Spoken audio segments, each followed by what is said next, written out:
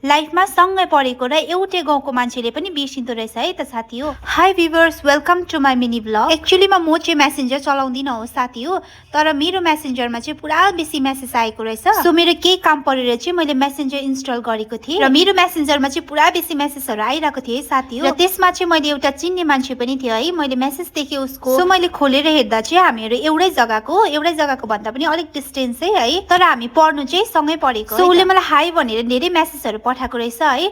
So मैले चिन्ने मान्छे हो नि त भनेर मैले पनि रिप्लाई गरेँ। सो मैले उसँग च्याटिङ गर्दै जाँदाखेरि चाहिँ उसले मलाई अननोन खालके मेसेज गरे कि। सो मैले उसको प्रोफाइलमा गएर हेरेँ है, मैले पो चिन्नु भुल गरेँ कि भनेर। सो होइन, मान्छे त चिनेकै रहेछ। अनि मैले मेसेज गरेँ है उसले, तिमीले मलाई चिन्छ भनेर।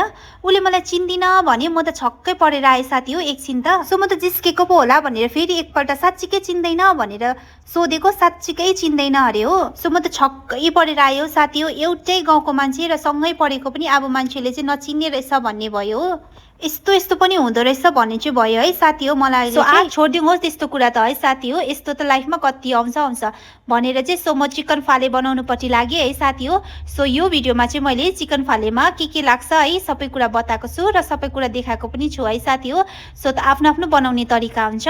सो म चाहिँ यसरी बनाएर खान्छु, तपाईँहरू कसरी खानुहुन्छ कमेन्ट गरिदिनुहोस् होला। Thank you for watching every one.